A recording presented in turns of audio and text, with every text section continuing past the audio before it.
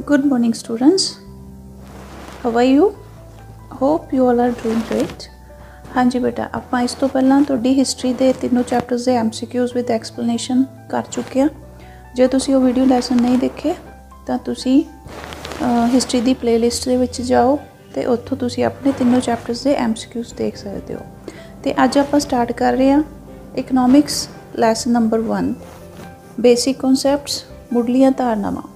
Economics ਤੁਹਾਨੂੰ last year 9th class ਦੇ ਵਿੱਚ ਹੀ ਇੰਟਰੋਡਿਊਸ ਹੋ ਗਿਆ ਸੀ ਤੇ ਪਤਾ ਹੀ ਹੋਏਗਾ ਤੁਹਾਨੂੰ ਕਾਫੀ ਕਨਸੈਪਟਸ ਤੁਹਾਡੀਆਂ 9th ਦੇ ਵਿੱਚ ਕਲੀਅਰ ਹੋ ਗਈਆਂ ਕਿ ਜਦੋਂ ਇਕਨੋਮਿਕਸ ਆਪਾਂ ਪੜ੍ਹਦੇ ਹਾਂ ਤੇ ਉਹਦੇ ਵਿੱਚ ਕੁਝ ਸ਼ਬਦ ਹੁੰਦੇ ਉਹਨਾਂ ਦਾ ਪ੍ਰਯੋਗ ਖਾਸ ਅਰਥਾਂ ਦੇ ਵਿੱਚ ਕੀਤਾ ਜਾਂਦਾ ਹੈ। ਇਹ ਸ਼ਬਦ ਜਿਹੜੇ ਹੁੰਦੇ ਉਹਨਾਂ ਨੂੰ ਹੀ ਆਪਾਂ ਮੁੱਢਲੀਆਂ ਧਾਰਨਾਵਾਂ ਕਹਿ ਦਿੰਦੇ ਹਾਂ। ਠੀਕ ਹੈ, ਸੋ ਆਪਾਂ ਇਸ ਚੈਪਟਰ ਨੂੰ ਸਟਾਰਟ ਕਰਨ ਤੋਂ ਪਹਿਲਾਂ ਆਪਾਂ ਕੁਝ ਕਨਸੈਪਟਸ ਜਿਹੜੀਆਂ ਹੈਗੀਆਂ ਇਕਨੋਮਿਕਸ ਦੀਆਂ ਪਹਿਲਾਂ ਆਪਾਂ ਉਹ ਦੇਖਦੇ ਹਾਂ। ਤੇ ਸਭ ਤੋਂ ਪਹਿਲਾਂ ਇਸ ਚੈਪਟਰ ਦੇ ਵਿੱਚ ਆਉਂਦੀ ਆ ਰਾਸ਼ਟਰੀ ਆਮਦਨ, ਮਤਲਬ ਨੈਸ਼ਨਲ ਇਨਕਮ। ਰਾਸ਼ਟਰੀ ਆਮਦਨ ਕੀ ਹੁੰਦੀ ਆ ਕਿ ਜਦੋਂ ਇੱਕ ਦੇਸ਼ ਦੇ ਵਿੱਚ ਜਿਹੜੇ ਲੋਕ ਰਹਿੰਦੇ ਆ ਉਹ ਕਿਸੇ ਖਾਸ ਸਮੇਂ ਦੇ ਦੌਰਾਨ ਜੋ ਵੀ ਕੰਮ ਕਰਦੇ ਆ ਉਹ ਸੇਵਾਵਾਂ ਆਪਣੀਆਂ ਦਿੰਦੇ ਆ। ਠੀਕ ਹੈ, ਤੇ ਉਹਨਾਂ ਦੇ ਬਦਲੇ ਉਹਨਾਂ ਨੂੰ ਕੀ ਮਿਲਦਾ ਆ, ਮਤਲਬ ਕਿ ਉਹਨਾਂ ਨੂੰ ਆਮਦਨ ਹੁੰਦੀ ਆ, ਚਾਹੇ ਉਹ ਮਜ਼ਦੂਰੀ ਦੇ ਰੂਪ ਦੇ ਵਿੱਚ ਹੁੰਦੀ ਆ ਜਾਂ ਉਹਨਾਂ ਦੇ ਪੈਸੇ ਦੇ ਉੱਤੇ ਉਹਨਾਂ ਨੂੰ ਵਿਆਜ ਮਿਲਦਾ ਆ ਜਾਂ ਕੋਈ ਲਗਾਨ ਜਾਂ ਕਿਸੇ ਤਰ੍ਹਾਂ ਦਾ ਕੋਈ ਵੀ ਲਾਭ ਮਿਲਦਾ ਉਹਨਾਂ ਨੂੰ ਕੰਮ ਦੇ ਬਦਲੇ, ਉਹਨੂੰ ਹੀ ਆਪਾਂ ਆਮਦਨ ਕਹਿ ਦਿੰਦੇ ਹਾਂ। ਠੀਕ ਹੈ, ਤੇ ਸਾਰਿਆਂ ਦੀ ਨੂੰ ਮਿਲਾ ਕੇ ਉਹ ਰਾਸ਼ਟਰੀ ਆਮਦਨ ਬਣ ਜਾਂਦੀ ਹੈ ਜਾਂ ਨੈਸ਼ਨਲ ਇਨਕਮ ਬਣ ਜਾਂਦੀ ਆ। ਠੀਕ ਹੈ, ਤੇ ਇਹ ਇੱਕ ਖਾਸ ਸਮੇਂ ਦੇ ਵਿੱਚ ਦੇਖੀ ਜਾਂਦੀ ਆ ਤੇ ਜ਼ਿਆਦਾਤਰ 1 ਸਾਲ ਦੇ ਸਮੇਂ ਦੇ ਵਿੱਚ ਹੀ ਇਹ ਦੇਖੀ ਜਾਂਦੀ ਆ। ਠੀਕ ਹੈ, ਸੋ ਇੱਕ ਹੁੰਦੀ ਹੈ ਨੈਸ਼ਨਲ ਇਨਕਮ। ਇੱਕ ਹੋਰ ਆਪਾਂ ਧਾਰਨਾ ਦੇਖਦੇ ਹਾਂ, ਇੱਕ ਹੋਰ ਆਪਾਂ ਵਰਡ ਪੜ੍ਹਦੇ ਹਾਂ ਇਹਦੇ 'ਚ, ਉਹ ਹੈਗਾ ਉਪਭੋਗ, ਜਿਹਦੇ ਵਿੱਚ ਮਨੁੱਖ ਆਪਣੀਆਂ ਲੋੜਾਂ ਦੀ ਸੰਤੁਸ਼ਟੀ ਕਰਦਾ ਆ ਕਿਸੇ ਚੀਜ਼ ਦੇ ਥਰੂ। ਠੀਕ ਹੈ, ਸਪੋਜ਼ ਜੇ ਕਿਸੇ ਨੂੰ ਪਿਆਸ ਲੱਗੀ ਆ ਤਾਂ ਉਹ ਪਾਣੀ ਪੀ ਲੈਂਦਾ, ਜੇ ਭੁੱਖ ਲੱਗੀ ਆ ਤਾਂ ਖਾਣਾ ਖਾ ਲੈਂਦਾ। ਠੀਕ ਹੈ, ਤੇ ਫਿਰ ਉਹ ਉਹਨਾਂ ਚੀਜ਼ਾਂ ਨੂੰ ਉਪਭੋਗ ਕਰ ਲੈਂਦਾ ਜਾਂ ਕੰਜ਼ਿਊਮ ਕਰ ਲੈਂਦਾ ਹੈ। ਇੱਕ ਵਰਡ ਇਹਦੇ 'ਚ ਆਉਂਦਾ ਹੈ ਬੱਚਤ, ਹੈ ਨਾ, ਜਿਹਨੂੰ ਆਪਾਂ ਕਹਿ ਦਿੰਦੇ ਹਾਂ ਸੇਵਿੰਗ। ਬੱਚਤ ਕੀ ਹੁੰਦੀ ਆ, ਜਦੋਂ ਆਮਦਨ ਦੇ ਵਿੱਚੋਂ ਆਪਾਂ ਜਿੰਨੀ ਇਨਕਮ ਆਪਣੀ ਹੁੰਦੀ ਆ ਉਹਦੇ ਵਿੱਚੋਂ ਆਪਾਂ ਉਪਭੋਗ ਦੇ ਉੱਤੇ ਜਿਹੜਾ ਖਰਚ ਕਰਨਾ ਹੁੰਦਾ, ਸਪੋਜ਼ ਆਪਾਂ ਕਿਸੇ ਚੀਜ਼ ਲਈ ਕਰਨਾ ਆ, ਠੀਕ ਹੈ, ਉਹ ਆਪਾਂ ਲੈ ਲੈਂਦੇ ਹਾਂ ਤੇ ਆਮਦਨ ਦੇ ਵਿੱਚੋਂ ਜਦੋਂ ਅਜਿਹੀਆਂ ਚੀਜ਼ਾਂ ਦੇ ਉੱਤੇ ਖਰਚ ਕੀਤਾ ਜਾਂਦਾ ਉਹਨੂੰ ਘਟਾ ਦਿੱਤਾ ਜਾਂਦਾ ਤੇ ਬਾਕੀ ਆਪਣੇ ਕੋਲ ਜਿਹੜੀ ਸੇਵਿੰਗ ਬਚਦੀ ਆ, ਠੀਕ ਹੈ, ਉਹਨੂੰ ਆਪਾਂ ਕੀ ਕਹਿ ਦਿੰਦੇ ਹਾਂ, ਬੱਚਤ ਕਹਿ ਦਿੰਦੇ ਹਾਂ।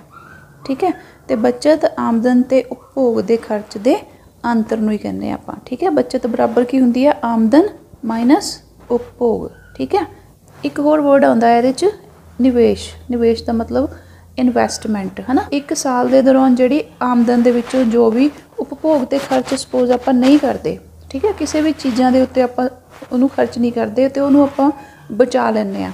ਠੀਕ ਹੈ, ਤੇ ਉਹਨੂੰ ਬਚਾ ਕੇ ਆਪਾਂ ਇਨਵੈਸਟ ਕਰਦੇ ਆ। ਇਹ ਸੀ ਆਪਣੀ ਬੇਸਿਕ ਇਨਫੋਰਮੇਸ਼ਨ ਇਸ ਚੈਪਟਰ ਦੀ। ਤੇ ਹੁਣ ਆਪਾਂ ਸਟਾਰਟ ਕਰਦੇ ਹਾਂ ਆਪਣਾ ਚੈਪਟਰ।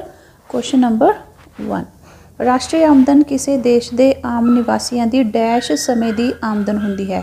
6 ਮਹੀਨੇ, 1 ਮਹੀਨਾ, 1 ਲੇਖਾ ਸਾਲ ਜਾਂ 2 ਸਾਲ। ਇਹ ਹੁੰਦੀ ਆ 1 ਲੇਖਾ ਸਾਲ। ਹਾਂਜੀ, ਕੁਐਸਚਨ ਨੰਬਰ 2, ਰਾਸ਼ਟਰੀ ਆਮਦਨ ਕਿਸੇ ਦੇਸ਼ ਦੇ ਆਮ ਨਿਵਾਸੀਆਂ ਦੀ ਡੈਸ਼ ਸਾਧਨਾਂ ਤੋਂ ਅਰਜਿਤ ਆਮਦਨ ਹੁੰਦੀ ਹੈ। ਲਾਭ, ਵਿਆਜ, ਲਗਾਨ ਅਤੇ ਮਜ਼ਦੂਰੀ ਜਾਂ ਉਪਰੋਕਤ ਸਾਰੇ। ਹਾਂਜੀ, ਹੁਣ ਰਾਸ਼ਟਰੀ ਆਮਦਨ ਜਿਹੜੀ ਆ ਉਹ ਇਹ ਸਾਰਿਆਂ ਦੇ ਉੱਤੋਂ ਹੀ ਹੋ ਸਕਦੀ ਆ। ਲਾਭ ਤੋਂ ਹੋ ਸਕਦੀ ਆ, ਵਿਆਜ ਤੋਂ ਹੋ ਸਕਦੀ ਆ, ਲਗਾਨ ਮਜ਼ਦੂਰੀ ਤੋਂ ਹੋ ਸਕਦੀ ਆ। ਸੋ ਆਨਸਰ ਹੈਗਾ ਉਪਰੋਕਤ ਸਾਰੇ। ਕੁਐਸਚਨ ਨੰਬਰ 3, ਆਮਦਨ ਵਧਣ ਨਾਲ ਡੈਸ਼ ਦੇ ਵਧਣ ਦੀ ਸੰਭਾਵਨਾ ਹੁੰਦੀ ਹੈ। ਹਾਂਜੀ, ਗਰੀਬੀ, ਮਜ਼ਦੂਰੀ, ਲਾਭ ਜਾਂ ਉਪਭੋਗ। ਜਦੋਂ ਆਮਦਨ ਵੱਧਦੀ ਹੈ ਤਾਂ ਉਸ ਟਾਈਮ ਕੀ ਵੱਧ ਜਾਂਦਾ, ਉਪਭੋਗ ਵੱਧਦਾ। ਮੀਨਸ ਫਿਰ ਆਪਾਂ ਉਹਨਾਂ ਚੀਜ਼ਾਂ ਦੇ ਉੱਪਰ ਉਹਨੂੰ ਖਰਚ ਕਰਦੇ ਹਾਂ ਜਿਹੜੀਆਂ ਆਪਾਂ ਨੂੰ ਲੱਗਦਾ ਕਿ ਇਹ ਮੇਰੇ ਲਈ ਜ਼ਰੂਰੀ ਹੈਗੀਆਂ। ਠੀਕ ਹੈ, ਆਪਾਂ ਉਹਨਾਂ ਨੂੰ ਕੰਜ਼ਿਊਮ ਕਰ ਸਕਦੇ ਹਾਂ, ਉਹਦੇ ਉੱਤੇ ਆਪਾਂ ਉਹਨਾਂ ਨੂੰ ਖਰਚਦੇ ਹਾਂ। ਕੁਐਸਚਨ ਨੰਬਰ 4, ਗੋਪਾਲ ਦੇ ਪਿਤਾ ਜੀ ਦੀ ਸਾਲਾਨਾ ਆਮਦਨ 5 ਲੱਖ ਰੁਪਏ ਹੈ, ਜਿਸ ਵਿੱਚੋਂ 3 ਲੱਖ ਰੁਪਏ ਵਸਤਾਂ ਅਤੇ ਸੇਵਾਵਾਂ ਉੱਪਰ ਖਰਚ ਕਰ ਦਿੰਦੇ ਹਨ। ਉਹਨਾਂ ਕੋਲ ਜੋ 2 ਲੱਖ ਰੁਪਏ ਬਚ ਗਏ ਉਹ ਅਰਥ ਸ਼ਾਸਤਰ ਅਨੁਸਾਰ ਹੇਠ ਲਿਖਿਆਂ ਵਿੱਚੋਂ ਕੀ ਹੈ। ਠੀਕ ਹੈ, ਹੁਣ ਦੇਖੋ ਬੱਚਤ ਹੈ, ਉਹ ਉਪਭੋਗ ਹੈ, ਬਜਟ ਹੈ ਜਾਂ ਨਿਵੇਸ਼ ਹੈ। ਉਹ ਕੀ ਹੈਗਾ, ਉਹਨਾਂ ਦੀ ਬੱਚਤ, ਕਿਉਂਕਿ ਉਹ ਉਹਨਾਂ ਨੇ ਬਚਾਏ ਆ ਆਪਣੀ ਇਨਕਮ ਦੇ ਵਿੱਚੋਂ। ਠੀਕ ਹੈ, ਜਿੰਨਾ ਉਹਨਾਂ ਨੇ ਆਪਣਾ ਇਨਕਮ ਸੀ 5 ਲੱਖ, ਉਹ 'ਚੋਂ 3 ਲੱਖ ਤਾਂ ਉਹਨਾਂ ਨੇ ਆਪਣੀਆਂ ਵਸਤਾਂ ਜਾਂ ਜਿਹੜੀਆਂ ਉਹਨਾਂ ਨੂੰ ਚੀਜ਼ਾਂ ਦੀ ਜ਼ਰੂਰਤ ਸੀ ਉਹ 'ਤੇ ਖਰਚ ਕਰਤੇ ਤੇ ਉਹਦੇ ਵਿੱਚ ਉਹਨਾਂ ਨੇ ਆਪਣੇ ਕੋਲ ਬਚਾ ਕੇ ਰੱਖੇ 2 ਲੱਖ ਤੇ ਉਹੀ ਉਹਨਾਂ ਦੀ ਕੀ ਹੋ ਗਈ, ਬੱਚਤ ਹੋ ਗਈ, ਸੇਵਿੰਗ ਹੋ ਗਈ। ਕੁਐਸਚਨ ਨੰਬਰ 5, ਚੰਦਨ ਦੇ ਪਿਤਾ ਜੀ ਦੀ ਇੱਕ ਬੇਕਰੀ ਹੈ ਜਿਸ ਤੋਂ ਉਹਨਾਂ ਨੂੰ 6 ਲੱਖ ਰੁਪਏ ਸਾਲਾਨਾ ਆਮਦਨ ਦੇ ਰੂਪ ਦੇ ਵਿੱਚ ਪ੍ਰਾਪਤ ਹੁੰਦੇ ਹਨ। ਇਸ ਦੇ ਵਿੱਚੋਂ 4 ਲੱਖ ਰੁਪਏ ਉਹ ਵਸਤਾਂ ਤੇ ਸੇਵਾਵਾਂ ਉੱਤੇ ਖਰਚ ਕਰ ਦਿੰਦੇ ਹਨ ਤੇ 2 ਲੱਖ ਰੁਪਏ ਉਹਨਾਂ ਨੇ ਕੱਚਾ ਮਾਲ ਤੇ ਮਸ਼ੀਨਰੀ ਖਰੀਦਣ ਤੇ ਖਰਚ ਕਰ ਦਿੱਤਾ ਹੈ। ਕੱਚਾ ਮਾਲ ਅਤੇ ਮਸ਼ੀਨਰੀ ਖਰੀਦਣ ਤੇ ਖਰਚ ਕਰਕੇ ਇਹ ਕਿਹੜੀ ਕਿਰਿਆ ਕੀਤੀ? ਬੱਚਤ, ਉਪਭੋਗ, ਨਿਵੇਸ਼ ਜਾਂ ਉਪਰੋਕਤ ਸਾਰੇ ਇਹ ਉਹਨਾਂ ਨੇ ਕੀ ਕੀਤਾ? ਨਿਵੇਸ਼ ਕੀਤਾ, ਇਨਵੈਸਟ ਕੀਤਾ। ठीक है, ताकि उन्होंने आमदन जी होर बढ़ सके। उन्होंने अपने रिसोर्स जोड़े साधन से उन्होंने बढ़ाया। ठीक है। क्वेश्चन नंबर 6, लाभ ਅਤੇ आमदन की मात्रा ते हेठ लिखियां विचों किहड़ा निवेश निर्भर करता है? स्वचालित निवेश, प्रेरित निवेश, शुद्ध निवेश ਜਾਂ कुल निवेश। निवेश ਆਪਾਂ ਪਹਿਲਾਂ भी पढ़ के आए हैं। एक वरे के दौरान जो आमदन का जोड़ा हिस्सा ਉਹ ਆਪਾਂ ਉਪਭੋਗ ਤੇ ਖਰਚ ਨਹੀਂ ਕਰਦੇ, ਸਗੋਂ ਆਪਾਂ ਕੀ ਕਰ ਲੈਂਦੇ ਉਹਨੂੰ ਬਚਾ ਕੇ ਆਪਾਂ ਉਹਨੂੰ ਹੋਰ ਪੂੰਜੀ ਦੇ ਨਿਰਮਾਣ ਕਰਨ ਦੇ ਲਈ ਪ੍ਰਯੋਗ ਕਰ ਲੈਂਦੇ ਆ, ਉੱਥੇ ਨਿਵੇਸ਼ ਕਰ ਦਿੰਦੇ ਆ। ਠੀਕ ਹੈ, ਤਾਂ ਉਹਨੂੰ ਆਪਾਂ ਕੀ ਕਹਿ ਦਿੰਦੇ ਆ? ਇਨਵੈਸਟਮੈਂਟ ਮੀਨਸ ਨਿਵੇਸ਼। ਨਿਵੇਸ਼ ਉਤਪਾਦਨ ਦਾ ਉਹ ਹਿੱਸਾ ਹੁੰਦਾ ਜਿਹੜਾ ਵਸਤਾਂ ਅਤੇ ਸੇਵਾਵਾਂ ਦੇ ਵਧੇਰੇ ਉਤਪਾਦਨ ਦੇ ਲਈ ਪ੍ਰਯੋਗ ਹੁੰਦਾ ਆ। ਠੀਕ ਹੈ, ਨਿਵੇਸ਼ ਦਾ ਅਰਥ ਕੀ ਹੁੰਦਾ? ਅਸਲ ਪੂੰਜੀ ਦੇ ਵਿੱਚ ਵਾਧਾ, ਜਿਸ ਦੇ ਰਾਹੀਂ ਆਮਦਨ ਜਿਹੜੀ ਆ ਉਹ ਵੱਧਦੀ ਆ। ਤੇ ਨਿਵੇਸ਼ ਦੇ ਅੱਗੇ ਕਈ ਕਿਸਮਾਂ ਹੈਗੀਆਂ। ठीक है, मुख तौर पर यह 2 तत्तां ते निर्भर करता। एक लाभ की दर कितनी हैगी आ ते दूसरा ब्याज की दर कितनी हैगी आ। निवेश दियां भी अगे किस्मां आ। निवेश 2 तरह के हो सकते हैं मुख तौर पर। एक नूं आपां प्रेरित निवेश कह दिंदे आ ते एक नूं आपां स्वैचलित निवेश कह दिंदे आ। प्रेरित निवेश जां इंड्यूस्ड इन्वेस्टमेंट वो की हुंदी आ?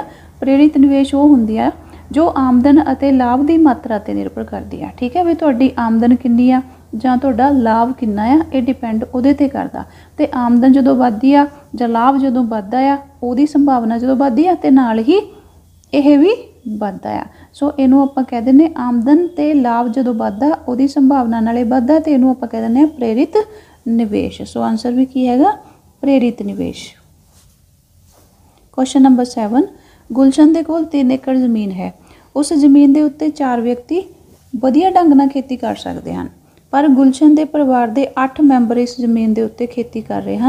अर्थशास्त्र में इस स्थिति को की कहा जाता है? मौसमी बेरोजगारी, छुपी हुई बेरोजगारी, इच्छुक बेरोजगारी या तकनीकी बेरोजगारी। संसार के बहुत सारे देश अजिहे आ जिस तरह जिथे कि बहुत ज़्यादा जनसंख्या हैगी, जिस तरह अपना यह देश लगा लो। ठीक है, अपने देश के जनसंख्या के हिसाब नाल अपना देश दूजे नंबर पर है ना, परंतु रोज़गार के मौके घट होंदे आ क्योंकि लोग वध हो जाते हैं तो रोज़गार घट जाते हैं। इसलिए इन्हां देशों के विच की हुंदा फिर लोग भी बहुत ज़्यादा बेरोज़गार ही रह जाते हैं। तो मुख तौर पर उन्हां दा कित्ता भी फिर खेतीबाड़ी ही हुंदा आ। ठीक है, तो खेती के उत्ते निर्भर हुंदे आ ओह, ते घर दे विच की करदे आ जी इक्को ही किता हुंदा, जिन्ने लोग आ वो सारे दे सारे मिल के जिन्होंने जिन्ना जिन्ना काम आउंदा उही काम ही करी जाते हैं, वो कोई होर मौके नहीं देखते। ठीक है, सपोज एक परिवार के जिन्ने भी मैंबर आ उन्हां कोल कोई रोज़गार का मौका होर नहीं हैगा तो वो सारे खेती ही करी जाते हैं, जिथे कि 4 लोगों के नाल भी हो सकती है पर वो 8 जाने भी उस काम 'च ही लगे हुए आ। सो इनू आपां की कह सकते हैं? ये छुपी हुई बेरोज़गारी। क्वेश्चन नंबर 8, अरुण एक मजदूर वजों काम करता है। ਜਦੋਂ ਉਸਨੂੰ ਗੋਪਾਲ ਨੇ ਆਪਣੇ ਮਕਾਨ ਦੀ ਉਸਾਰੀ ਲਈ ਮਜ਼ਦੂਰ ਵਜੋਂ ਦਿਹਾੜੀ ਤੇ ਕੰਮ ਕਰਨ ਦੇ ਲਈ ਕਿਹਾ ਤਾਂ ਅਰੁਣ ਨੇ 400 ਰੁਪਏ ਦਿਹਾੜੀ ਦੀ ਬਜਾਏ 600 ਰੁਪਏ ਦਿਹਾੜੀ ਦੀ ਮੰਗ ਕੀਤੀ। ਤਾਂ ਗੋਪਾਲ ਨੇ ਉਸਨੂੰ ਕਿਹਾ ਕਿ ਲੱਗਦਾ ਤੇਰੇ ਕੰਮ ਕਰਨ ਦੀ ਇੱਛਾ ਨਹੀਂ ਹੈ। ਇਹ ਬੇਰੁਜ਼ਗਾਰੀ ਦੀ ਕਿਹੜੀ ਕਿਸਮ ਹੈ? ਮੌਸਮੀ ਬੇਰੁਜ਼ਗਾਰੀ, ਛੁਪੀ ਹੋਈ ਬੇਰੁਜ਼ਗਾਰੀ, ਇੱਛੁਕ ਬੇਰੁਜ਼ਗਾਰੀ ਜਾਂ ਤਕਨੀਕੀ ਬੇਰੁਜ਼ਗਾਰੀ। ਹਾਂਜੀ, ਤਾਂ ਆਪਾਂ ਇਸ ਨੂੰ ਆਪਾਂ ਕੀ ਕਹਿ ਸਕਦੇ ਹਾਂ? ਇੱਛੁਕ ਬੇਰੁਜ਼ਗਾਰੀ। कि जो कोई किरती जोड़े आ जां मजदूरी की जी दर उन्होंने मिलती आ, वर्तमान दर उन्होंने मिलती आ, वो उहदे ते काम करने के लिए तैयार नहीं होंगे। ठीक है, तो आप उन्होंने कह दें इच्छुक बेरोज़गारी जां वॉलंटरी अनएम्पलॉयमेंट। हाँ जी, क्वेश्चन नंबर 9, राहुल ने अपनी फैक्ट्री में कंप्यूटराइज्ड मशीनां लगवाइयां।